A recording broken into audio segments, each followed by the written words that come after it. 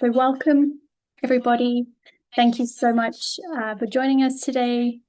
We know that supporting a young person through change, whether that's, starting something new, navigating unfamiliar environments, or building independence, can be both incredibly rewarding and at times really challenging. And often a lot of the focus is on the practical side of things, what needs to happen, where to go, what to organize.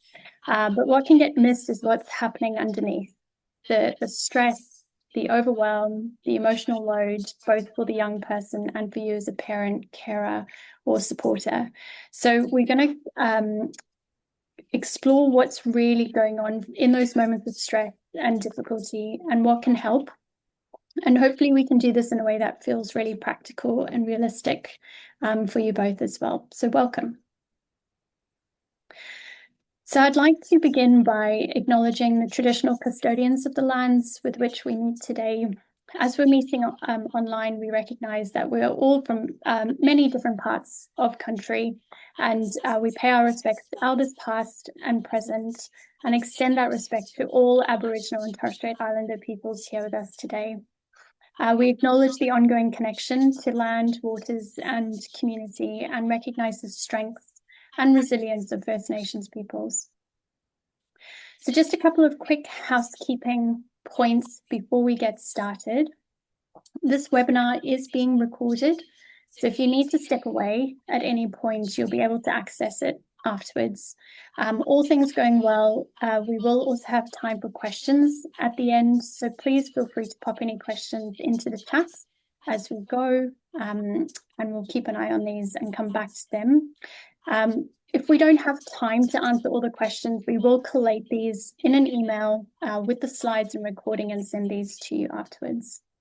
The captions have been turned on, so just toggle this button at the bottom of your screen if you'd like to see these. And also we've got wonderful Luke joining us from Auslan here with us today, so hoping you can see him pinned to the top of your screen. We also recognise that some of the topics we touch on today may feel personal or bring up different reactions. So please just, take care of yourself throughout, step away if you need to, and engage in whatever way feels most comfortable for you. Okay, so our speakers today are myself, Bryony Kitter, Deanna Lushy, and Rebecca Hope. I think it'd be nice for us to just introduce ourselves quickly. So Beck, would you like to introduce yourself first for our audience? Yes, thanks, Bryony. So, hi everyone. My name's Rebecca Hope. I work for Amaze as coordinator for Autism Connect, which, in case you don't know, is a free national helpline providing information and advice about autism to autistic people, their families, and the broader community. I'm also a very proud young-ish autistic person who's experienced a lot of changes and transitions, both big and small, in recent years. Whilst these have sometimes been challenging, they've given me a lot of lived experience, which I'm really passionate about sharing with people to help them navigate similar situations. Over to you, Deanna. Deanna, sorry, your audio just needs to be turned on. Thanks. Sorry. My name's Deanna. I am a parent and I used to work as a teacher in special education. So I bring that experience from my life, but also I work on Autism Connect and get to work with or speak to a lot of different families in different situations. So I'll try and bring some of that knowledge along to this webinar as well. Thanks, Deanna. And this is Bryony speaking, so just a bit of information about me. My background is in clinical psychology, and I've worked across many different settings, supporting autistic people and their families and carers. But for the last few years, I've transitioned into working in community programs, and I'm currently the program manager for the National Assistance Card. And I'm just stoked to be here co-hosting with these wonderful speakers today. So thanks everyone for joining us. Okay, so I think the next thing we'd like to do is just quickly get a really quick snapshot of who's in the room with us today. So we're going to use Mentimeter polling software. So this is just a really simple polling software. It keeps your information, it's completely anonymous. It does not capture your information at all. So I might just quickly jump out of here and jump into Mentimeter. So if anyone would like to have a look and would like contribute to the poll, you just need to scan the QR code or type in menti.com and pop in that code that you see on the screen and just indicate, which of these groups you might fall into, and we can see who we've got. Wonderful. So as expected, quite a few family members, parent carers. We've got people working, supporting young people and families, and others just here to learn, who might fall into other groups. Fantastic. Might just give a few more minutes.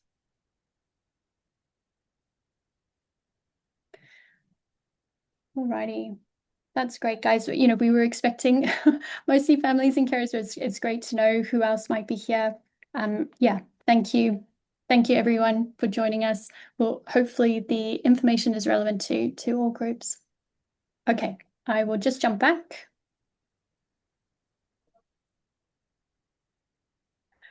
Okay.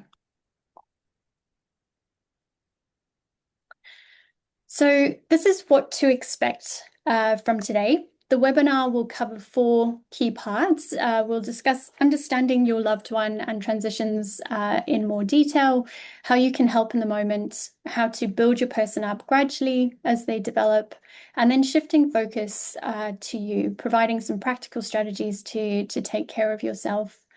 We will then go over any questions that have been sent through. And just a reminder, due to time, we may not be able to answer all of the questions, but we'll certainly collate these and send them via email with the recording and slides. Okay, with that said, I think we're ready to jump into the main content. So I will pass this over to Beck now, who will talk through part 1. Thanks, Beck. Thank you, Bryony. And as we said, this first part is going to focus on what transition is and why it can be challenging for autistic people, as well as some of the common responses and emotions that they might experience throughout these sorts of processes. So I suppose the big question is, what are transitions? Well, it's basically another word to describe change. Each and every day involves some form of transition when you think about it. Some, like moving from room to room or wearing new clothes, are fairly small, while others are a lot bigger. Things like moving house, starting a new job, starting a new school, all of those things. And they're also a fundamental part of life, but they tend to be approached in a way that assumes neurotypical is the default. So the process of change and transition often doesn't account for the unique needs and experiences of people who aren't neurotypical, such as autistic people.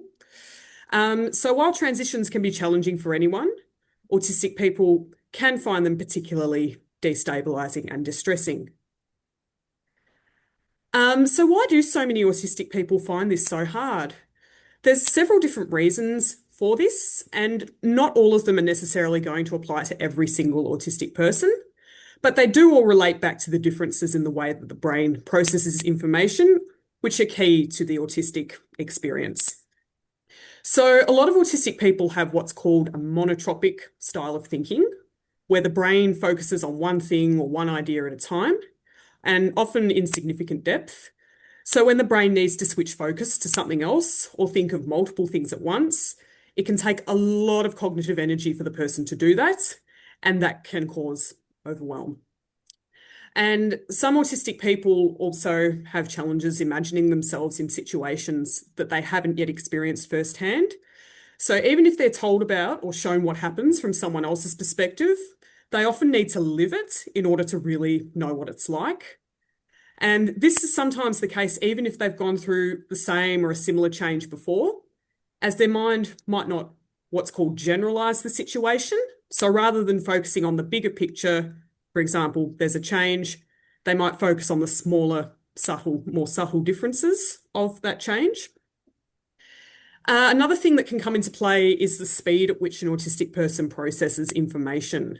For some, this might be a bit slower than average, particularly during times of anxiety and or when there's a lot to take in. So this can impact how they come to grips with new information. Coming back to anxiety, this is very common in autistic people as a result of living in and adapting to a world that hasn't necessarily been built with their needs in mind. A lot of them find comfort in stability, so having solid routines, knowing, okay, I know this is going to happen, that sort of thing. So when that's threatened or removed, it's natural that the anxiety levels will increase. Also, a lot of new situations often involve new or higher expectations and demands. There might also be differences in the way sensory input is perceived. And for changes that involve meeting new people, like starting a new job or a new school, a lot of autistic people find that they mask more initially as they work to build up that trust and support with the new people in that new environment. All of this can put additional cognitive load on the autistic person, and that's on top of everything else that they're already experiencing day to day. Another factor can be the environment. That can also be a huge influence on how an autistic person experiences change. As I said earlier, sadly, a lot of environments just aren't set up with autistic needs in mind. A good example of this is school. There's a lot of different changes that go on at school. Changes in lessons, teachers, movement between rooms, break times, all of that. And as you can imagine, that's often really challenging for autistic people. So much so that it can sometimes lead to what we call school can'ts. So it's where an autistic person might want to go to school, but the environment and expectations cause them too much anxiety to allow them to do so. And you'll see that we've popped a little link in there to some resources about school can'ts if you'd like to read on more about that. So what change feels like to an autistic person, just as the reasons why change is hard will vary depending from person to person, so too will the way that they respond. Even the way one particular person responds might be different at different times, depending on things like the type of change and the supports that they have available. There are some common responses, though, that a lot of autistic people say that they experience. These include meltdowns and shutdowns. So these are involuntary responses to overwhelming amounts of information. A meltdown is often quite visible and can involve distressed behaviour like crying or shouting, things like that. Whilst shutdown, on the other hand, often involves a person withdrawing and appearing non-responsive as a way of conserving their mental energy. As I said on the previous slide, it's also not uncommon for autistic people to report increases in sensory differences. They might become more easily distressed by things like light and sound, or alternatively, they might need more of this. Another common feeling that some autistic people talk about is loss of control. This comes back to anxiety and the idea of change being a threat to their safety and security. You might find that they become a bit more controlling of other people and things in their life to try and re-establish some stability at a time where they probably need it more than ever. For many, the effort required to adapt to change, as well as potentially navigating situations which aren't designed with autistic needs in mind, might exceed a person's coping abilities. Over time, this can lead to what's called autistic burnout, which is chronic and severe physical and mental exhaustion, which can affect a person's ability to function day to day. For some autistic people, there might also be other things going on in the background, things like pathological demand avoidance or PDA, situational or selective mutism, school can'ts. These are often exacerbated by stresses like change. So during times of change, you might see an increase in those avoidance type behaviours, like running away, questioning what's asked of them, those sorts of things. And to give you some idea of what change can feel like from an autistic perspective, I want you to imagine that you're sitting on a train, looking out the window as it passes each station smoothly. Maybe you're on your way to work or the football or to see a friend. All of a sudden, the train stops unexpectedly between stations. The driver slamming on the brakes so hard that you're thrown from your seat. You're probably feeling shocked and maybe a bit frightened at first. That shock then turns to confusion as to why the train stopped. And you've probably got some questions. How long will we be here? Will this make me late to where I need to be? And then you'll spend the rest of the journey trying to process what's happened, whilst feeling more alert to anything else that might impact things at the same time. This is not unlike the nervous system response that many autistic people have to change, and the impact that it can have both when and after a change happens, particularly if we're not expecting it. So to sum up this part of the presentation, all changes, no matter how big or small, involve some form of transition. While this can be challenging for all of us in some way or another, autistic people face a number of additional hurdles, as the world is not designed to support the different way they often process and navigate these. And now I'd like to hand over to Diana, who's going to talk a bit more about ways you can support your young person during moments of overwhelm. Oh, Deanna, sorry, your audio. Sorry about that.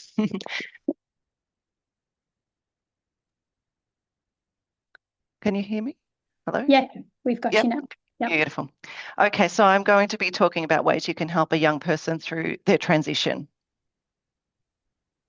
Okay, so the first step is just a shift in mindset. When we expect a stress response, like a meltdown or a shutdown, is likely to happen during transitions, it can help to put us in a better position to respond.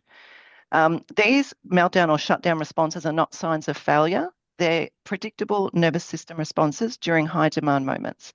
And when we expect them, we can plan more effectively and respond more calmly. Number two, where possible, prepare. So for example, that could be talking through what's coming, using visuals, giving advance notice. We'll go into this in much more detail later in the webinar. Number three, get to know the environment in advance. If you're attending school events, appointments, or outings, find out if there are quiet spaces or sensory rooms available and how to access them quickly. Number four, have flexible backup plans. This might mean leaving early, stepping outside, reducing your expectations, or just switching plans entirely. These aren't giving in, these are protective strategies in the moment. Number five, know your young person's sensory profile and special interests. This can give you real tools in the moment, whether that's offering movement, pressure, music, or narrowing their focus to something familiar and regulating. And number six, finally, many families find it helpful to keep a sensory or transition kit ready, filled with items that support grounding or sensory protection. I'll talk more about what might go into this a bit later. Okay, ways to help. First of all, learn to determine what your young person is going through and support them accordingly. Here's a list that Beck sort of covered briefly of some of the responses that people could experience. So shutdown, meltdown, overwhelm, burnout, or demand avoidance. These are neurological stress responses, not choices. So supporting transitions well is about recognizing early overwhelm and responding before the system tips into a meltdown or shutdown. So for example, in a shutdown, the key point for support would be firstly just to recognize it. Often shutdown can be missed or misunderstood as compliance. And the thing that you want to be doing is lowering the demands and allowing more time to recover. With a meltdown, the key point for support is the mindset of just understanding that it's not purposeful or manipulative, and to focus on safety and calm, not teaching or consequences. With overwhelm, the key point for support there is to just reduce demands, offer support to prevent escalation. With autistic burnout, keep these in mind. I'm sounding a bit sort of repetitive, but reducing the demands again, trying to increase the predictability, offer control and choice, and go slower than you think you need to. Demand avoidance, or PDA, it's not about refusing a transition, it's about avoiding loss of autonomy that feels threatening to the nervous system. So the key would be to remove the urgency and avoid direct instructions. So instead of, you need to leave now, or it's time to get ready, try what will help us move on. or we've got options. We can go now or in a few minutes, or how do you want to do this? Okay, ways to help when things feel too much. Okay, and this is kind of an overview. So I've sort of touched on some of these. You can use these strategies interchangeably as you need them. So again, reducing demands and expectation. This might mean pausing the transition, simplifying it, letting something wait. Reducing demand helps calm the nervous system. Slow everything down. Remember that rushing increases stress. Slowing your pace, your voice, and the timeline of the transition can prevent escalation. Use fewer words. During distress, language processing drops. Keep communication brief, calm, and predictable, or allow silence if that's more helpful. Support regulation, not behaviour. Focus on helping the young person feel safe and regulated, rather than correcting, reasoning, or expecting compliance in the moment. Offer support, space, or an exit. Some young people need quiet or distance to recover. Others need just a calm presence. Sometimes just knowing that they can leave or stop whenever they want to is enough to reduce distress. And lastly, reconnect once calm returns. Problem solving and reflection should happen later when the nervous system has settled, not during the peak of overwhelm. When things feel too much, connection and safety come before learning or expectations. So here's a video interview that I did with my colleague Alexa. Are you guys right to help with the tech to get it started? Yeah, absolutely. So I think the main question asked here of Alexa was, can you tell us about a time when your young person found a change particularly difficult, and what was the situation and what did you notice happening? So the volume is as high as it can go on our end, so please feel free to toggle on your end if it needs to go up. Okay, here we go. Example of when they were a primary school child, probably grade 2, transitioning in and out of the school ground and the classroom was extremely stressful for them, like distressingly so, and get incredibly agitated and upset, which made sense to me at the start of the day because they were going into school, which was hard. But I felt really confused about it at the end of the day. When school was over, I was picking them up, but as soon as they saw me, they would get really distressed.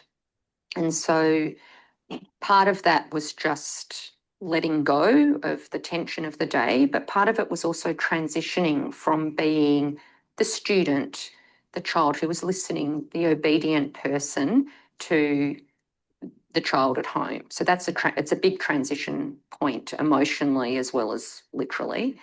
And so I used to try and talk their way out of it, talk them out of the playground, convince them that everything was okay. And then I had some really fabulous advice from an OT. I didn't come up with this myself. I needed an OT to help. And she asked me, do they have a favourite lolly? Like, oh my goodness. And it was Tic Tacs at the time. And she said, you take Tic Tacs in your pocket, and when they walk out, you do not even say hello. You just hold out your hand with some Tic Tacs in it, and that's the deal. And you've told them beforehand, I'm going to come with Tic Tacs, and you're allowed to have as many as you like. So we talked about it beforehand, that it was a difficult thing to do, to walk away from school, and I would have Tic Tacs and I wouldn't speak.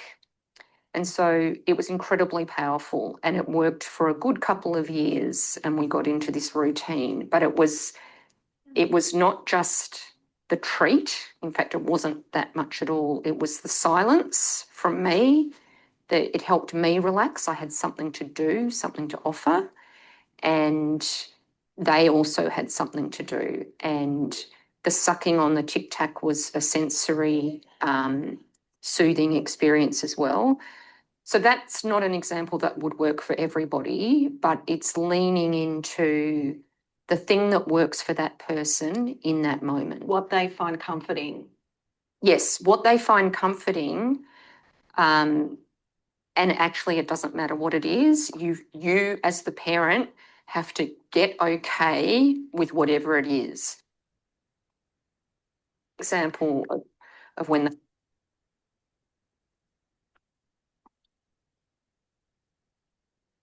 Okay, I think that's the end. Yeah. Sorry, was that cut too early? That's okay. I think we got the Okay. gist. So I just wanted to sort of highlight a couple of things that Alexa brought up. Firstly, the sensory kit. In this case, it was just a packet of Tic Tacs, very simple. That worked for her child. The reduction of expectations, less talking, less, less input, and the co-regulation from the parent that she was calm in the moment as well. She acknowledged that the strategy that worked was not her first instinct. Her first instinct was to talk it out, but she recognized that she wasn't understanding and then seeking support and experimenting with advice that she got from the OT until she found something that worked. But probably the biggest change for her and for her child was that paradigm shift that, she felt pressure that if she gave him lollies for what was previously perceived as bad behavior from her child, that's bad parenting. But, if you acknowledge, or what she started to do was acknowledge that the child didn't have control.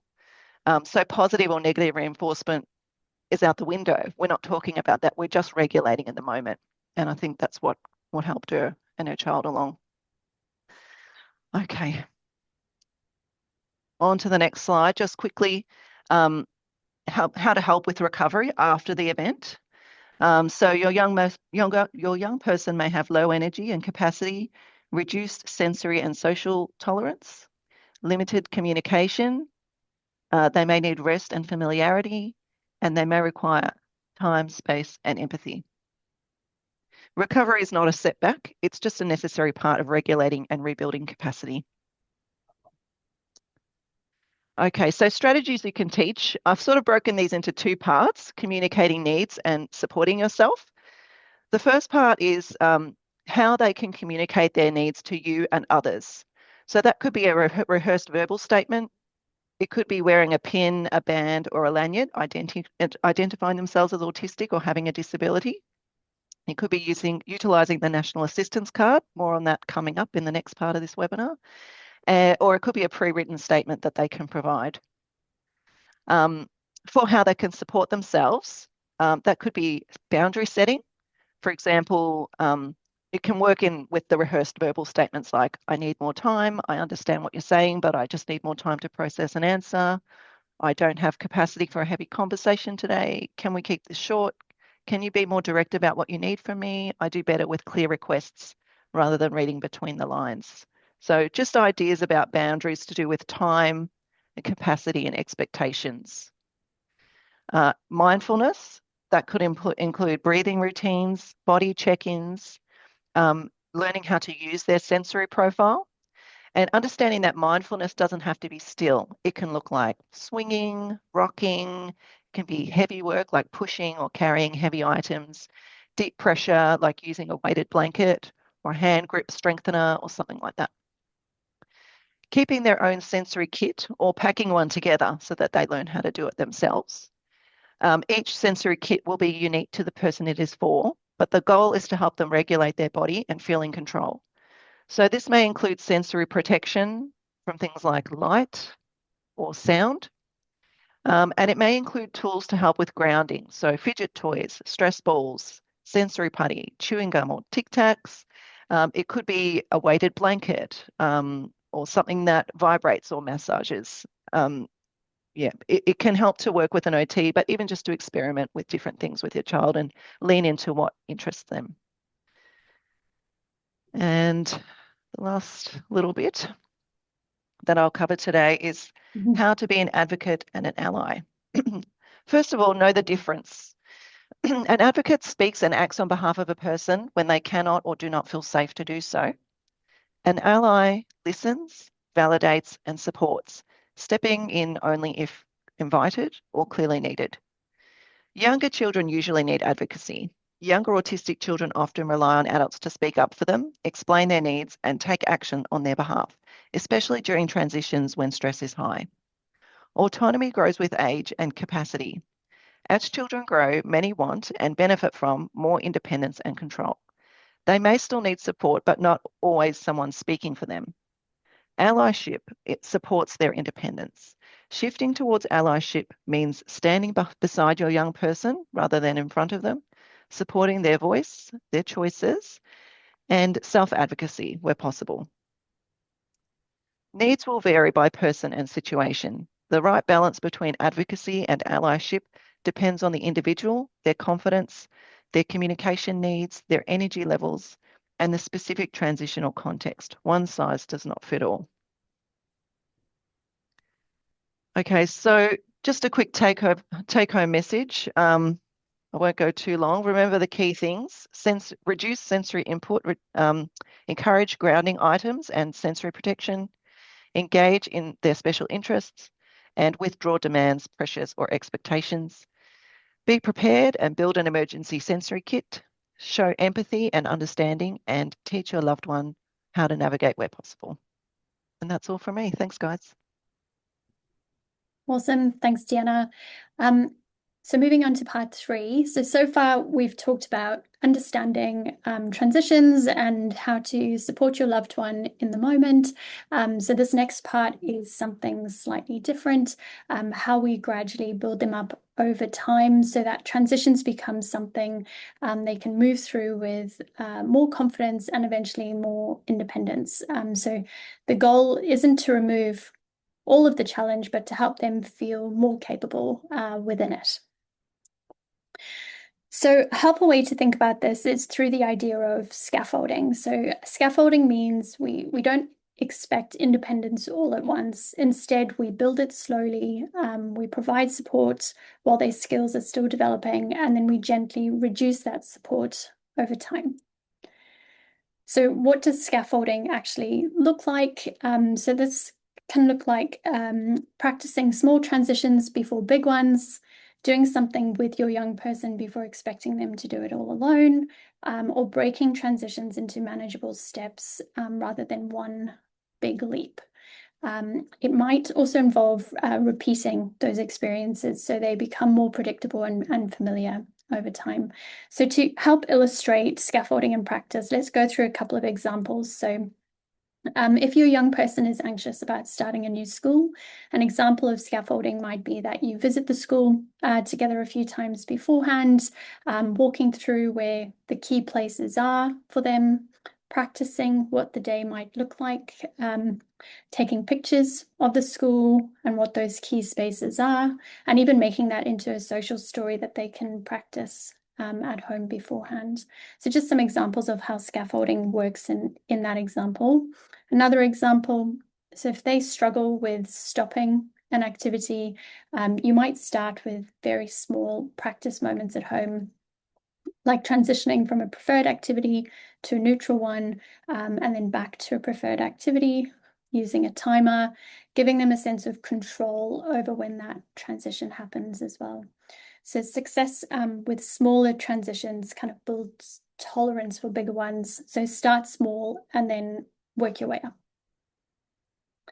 Another example of scaffolding, so if taking public transport independently is a goal, you might first do the journey together a few times, then have your young person take the lead while you're still there, and eventually trial short parts of the journey independently as well. So over time, those kind of small supported experiences build a sense of, I've done this before, I can do it again kind of mindset.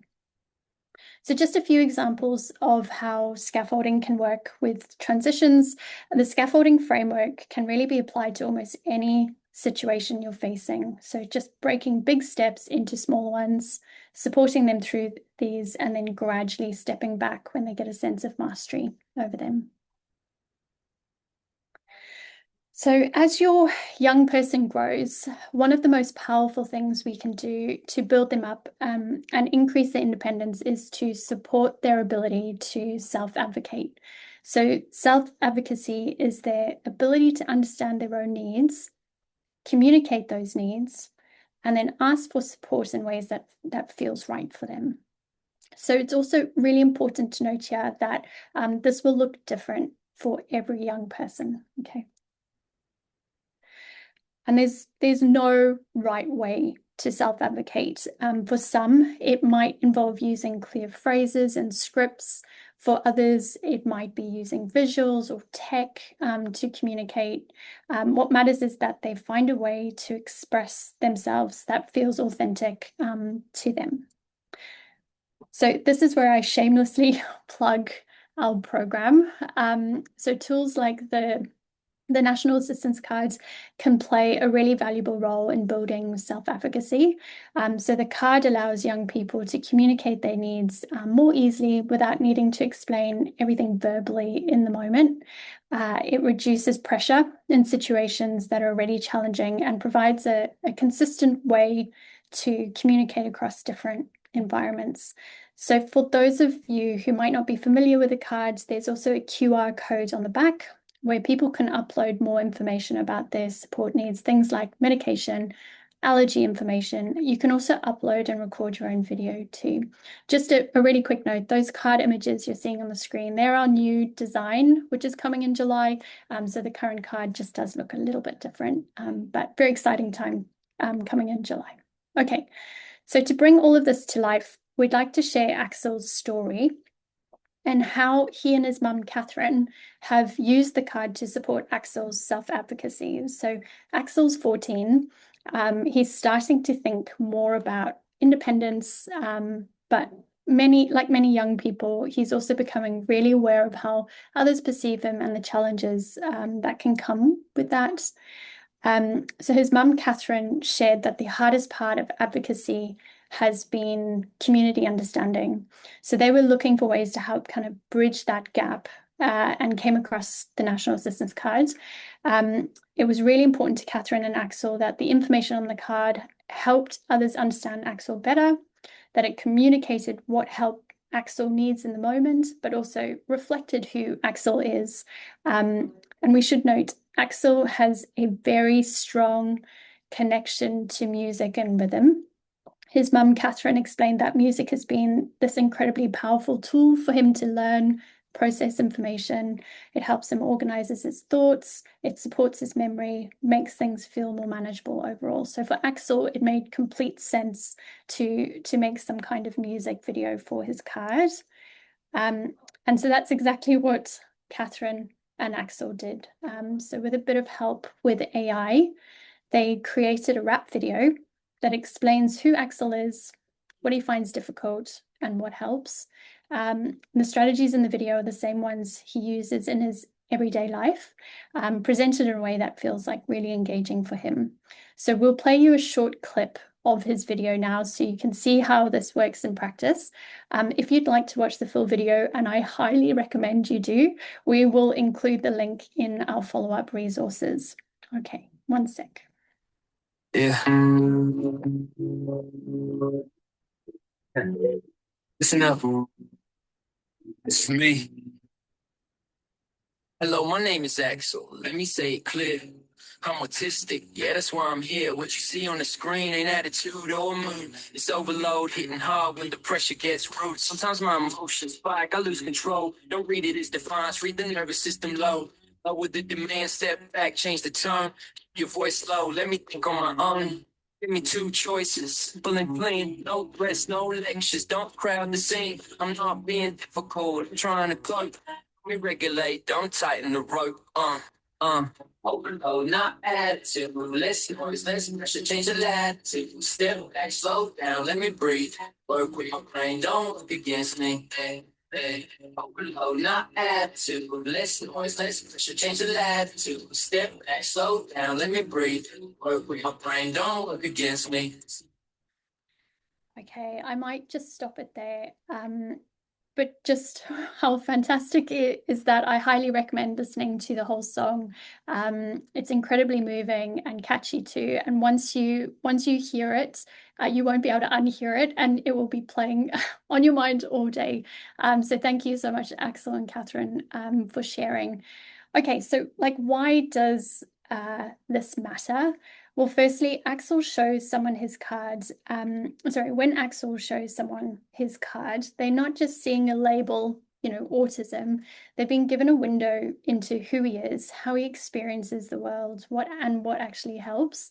So instead of relying on others to interpret his behavior, or his mum needing to step in and explain, Axel's a way to communicate this himself in a way that feels kind of really natural and true to him.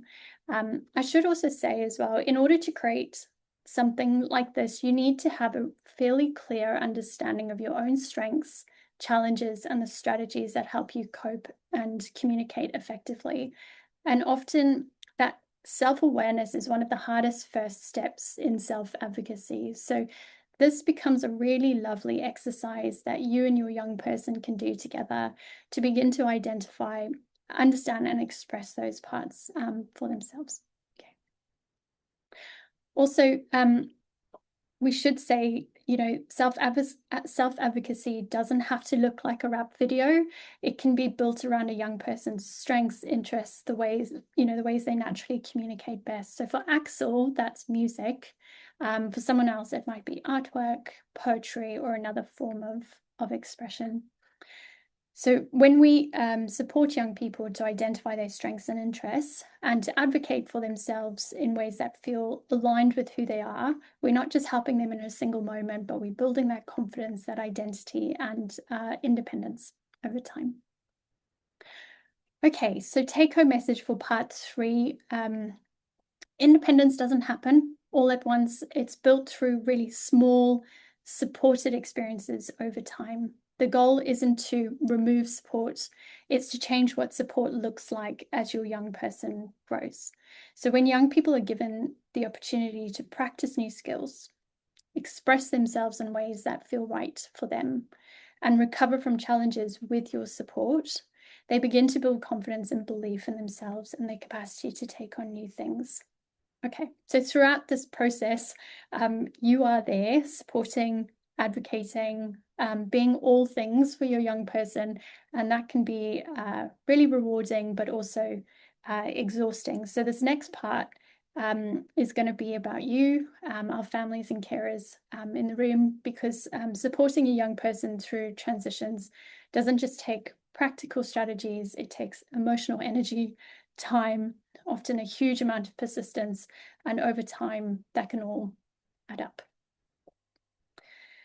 So one of the things we often hear from families and carers is just about how constant it can feel, from thinking ahead all of the time, planning, preparing, anticipating what could go wrong, trying to prevent it before it happens. That ongoing vigilance can be incredibly exhausting. There's also decision fatigue, having to make lots of small and big decisions every day about what's best, what to try next, when to push, when to step back, often advocating in systems that don't understand, having to explain things over and over again. So over time, this can start to look like some of these things. So feeling tired even when you're rested, feeling overwhelmed by small things, finding it hard to switch off at the end of the day, feeling constantly on alert, even during quiet moments, losing enjoyment in things that you used to, feel easy and enjoy, feeling disconnected from others, noticing that your patience is lower than it used to be, feeling stuck between wanting to do more and not having anything kind of left to give. And some people have described it as like they're always in this problem-solving mode and have very little space to just kind of be. So if any of that feels familiar, it's not a reflection of you not coping, it's just a reflection of you and how much you've been holding, I think. Okay, so one of the most important shifts, and often one of the hardest, is recognizing that you cannot solve every system barrier on your own. There's a shared responsibility between families, services, schools, and the broader community. And while advocacy is incredibly important, it also has limits, and it's okay to recognize those limits and set some healthy boundaries around those to preserve your energy. So what do healthy boundaries look like? Well, first, setting boundaries can feel really uncomfortable at first, especially because you care deeply and you know how much and what your young person needs. So setting boundaries can feel sometimes like you're stepping back. But really, boundaries are about protecting your energy so you can keep showing up over the long term. Okay. So healthy boundaries can look like a lot of different things. So some examples: being clear about what is and isn't your role, recognizing that it's not your job to repeatedly educate every new person from scratch, and instead using tools, written information, supports that can help kind of share that responsibility. It might look like choosing when to advocate and when to pause. There will always be more that could be done, but that doesn't mean it all has to be done right now and by you alone. It can also be about how and when you engage. For example, giving yourself permission to take time before responding to an email or a request. If possible, ask for meeting times that actually work for you. Bringing someone else into the conversation so you're not holding it all on your own, or stepping away from a situation when you're noticing you're becoming overwhelmed or frustrated. And boundaries can also look like accepting that not everything can be or has to be solved immediately. Yeah. So the goal is being able to keep showing up for your young person in a way that's steady, consistent, and manageable over time, because supporting yourself is it's a huge part of supporting them. So alongside setting boundaries and recognizing limits, the next piece is also thinking about how you can actively support yourself over time. So a helpful concept to consider when thinking about looking after yourself is tapping into your own resilience zone. So we all have a kind of resilience zone, and the zone is different for each person. It's a zone where we feel more regulated, where we can think clearly, respond calmly, are energized and motivated, make decisions that feel aligned with our values and how we want to live. And then there's times when we move out of that zone, especially when things like stress, disrupted sleep, difficult experiences start to build up. So when we're outside of our resilience zone, we can feel overwhelmed more easily. We're more easily heightened or just, on edge. We might struggle to switch off, and we might find ourselves reacting rather than responding in the way that we would like. So the question then becomes, what helps you get back into your resilience zone? So part of self-care is not about eliminating stress completely, but about noticing when you're moving outside of that zone and knowing then what helps bring you back. So I'd like you to just stop and think about a time when you felt in your zone, calm, making good decisions, having plenty of energy. And what was going on for you then? And what were you doing that you might not be doing anymore? So we all do things to soothe us, to make us feel a bit better. So it's trying to just remember what works for us and then starting that in a small way.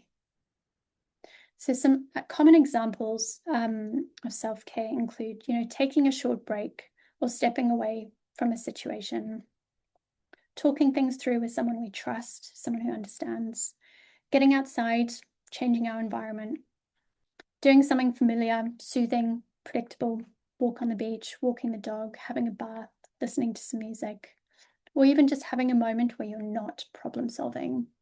It doesn't have to be big, time consuming. Often it's the small, regular things that make the biggest difference over time.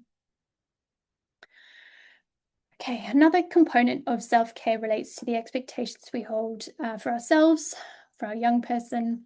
It's very natural to want things to go well, to want progress, to feel steady, to hope that strategies will work every time. But the reality is there will be days when things do not go to plan. And when that happens, it's really easy for us to have thoughts like, I should have handled that better. we're not making enough progress, I should be doing more, I should have seen that coming. A helpful step in this process is just simply noticing and naming what you're feeling in those moments, whether it's frustration, disappointment, worry, or something else entirely. And then just checking in with your expectations. You might ask yourself, what was I hoping to happen in this scenario? Or was that expectation realistic for us today with everything else that's going on? Can also help to gently shift the focus from perfect to good enough in this moment. So on some days, success might look like getting out of the house, getting through a conversation without escalation, or making it to an appointment, or simply just getting through the morning with everyone kind of feeling okay. So these kind of smaller moments matter, and they do kind of add up over time. Another helpful strategy is just noticing the way you speak to yourself in difficult moments. If you catch yourself being critical, placing unrealistic pressure on yourself, you might just pause and say, what would I say to someone I love who's in this situation? This can help bring in a more balanced and compassionate perspective. So you're not only supporting your young person, but you're doing it within systems that are complex, inconsistent, and at times exhausting to navigate. So adjusting expectations doesn't mean lowering hopes for your young person. It's just creating a more sustainable way for getting there and just giving yourself a bit of a break as well. Okay, sorry, that was a lot of me talking, so we're going to cut to a video now. So remember young Axel and his brilliant rap video? So we asked Catherine, his mum, to create something for this section of the webinar. We asked her to share some of her experiences and how she's managed and continues to manage. Being the creative family that they are, Catherine has developed a short animation video with her answers. So we'll play the video now, and you will also have access to the slides after the webinar and can rewatch the videos at any time. I highly recommend rewatching Catherine's and pausing at certain spots as you go. So she's included many brilliant tips and tricks in the animation background that I think it's really worth your viewing a second time. And also just a really quick shout out to Catherine. Thanks so much for your time, thoughts and effort put into this video. It's just such a delight working with you and Axel. Okay, let's play. Self-care isn't separate from caring for my son. It's how I manage our day so things don't keep building up. But it would be helpful if more people understood autism. But in real situations, the reality is they don't understand. They see behaviours, make assumptions, and react. But they don't see the pressure underneath. And this is why I plan ahead. With structure, I stay organised and regulated. But routine and planning is not about controlling every minute of the day. They stop small things turning into big problems. And they help to avoid overwhelming situations. But doing well doesn't mean support is no longer needed. It means the support is working, that the routine is helping and the environment is manageable, and that expectations are clear and that he has time to recover. Strict schedules don't work for us. People often think routine means sticking to a timetable, but it doesn't. Schedules can quickly feel like failure, especially when rewards are attached. That's why we work towards goals instead. Goals can still have timeframes, but it must allow for pace and recovery. We keep working towards the outcome without turning support needs into failure. And I can't keep trying to meet expectations that just don't work. So I trust what I see, I use what works, and I ask for adjustments. Know that reasonable adjustments are not favours, they are legal protections. Thank you again, Catherine, for your insights. I'm conscious of the time, so I think we'll jump straight into this next part. So we want to shift the focus onto supports and what is out there for you when you need it. So the message here is that you don't have to do this on your own. There are supports that exist to share the load, both the practical and emotional. So this might include peer groups or connecting with other families who understand, you know, really good place to start looking into what's available as your local Facebook groups, community networks or local supports, you know, checking in with your local council, for example. Organizations like Autism Connect that can help with information and navigation. So Autism Connect can be a really valuable starting point when things feel unclear or overwhelming, rather than having to figure out everything yourself. They can help map out options, answer questions, point you towards the supports that are relevant to your specific situation. And that alone can take quite a lot of pressure off. And tools like the National Assistance Card can reduce the pressure on you to explain everything in the moment.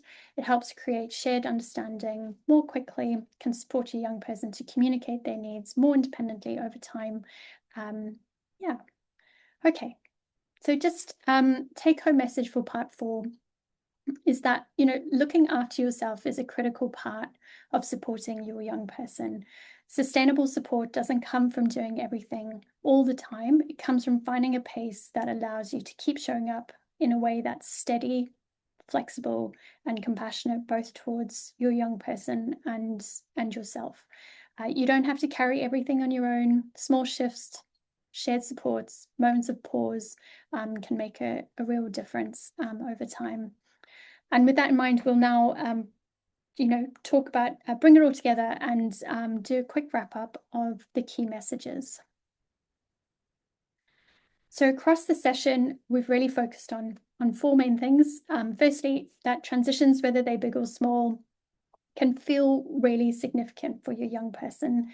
And understanding what's happening underneath in terms of stress, overwhelm, regulation is a really important starting point. Secondly, that there are practical ways that you can support your young person through those moments, not by removing all the challenge, but by reducing pressure, increasing predictability, and responding in ways that help them feel safe and understood. Third, that building independence takes time. It happens through small, supported experiences and by creating opportunities for your young person to express themselves and advocate for their needs in ways that feel right for them. As we saw with Axel, that can look really different for each person. And when it's built around their strengths, it can be incredibly powerful. And finally, that this process doesn't just impact your young person, it impacts you as well. Supporting someone through changes takes a huge amount of energy. And looking after yourself is not separate from supporting them. It's a really important part of it. So if there's one thing to take away from today, it's that this isn't about getting everything right. It's about small, consistent shifts in understanding how we respond and how we support both our young person and ourselves. And over time, those small shifts add up. Okay. So thank you so much for being here today and for the work that you're doing every day to support your young person. I am realized that we have gone over time, so we will unlikely be able to answer questions, but we will collect the questions. I can see our chat has blown up a bit, and I know we had some questions sent to us prior. So the team and I will go through the questions, write our responses, and email those out to you with the slides and other resources as well. Thank you so much, everyone. Deanna and Beck, do you have any final things you'd like to say? No, you're all good. Just thanks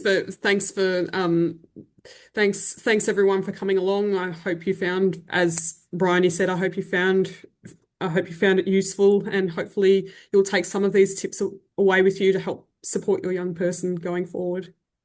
Yeah, wonderful. Please pop any final questions in the chat. We're very responsive. We will talk to all of them. But have a lovely afternoon wherever you are, or day, sorry. And we will catch you soon. Okay, thanks everyone. And thanks, Luke.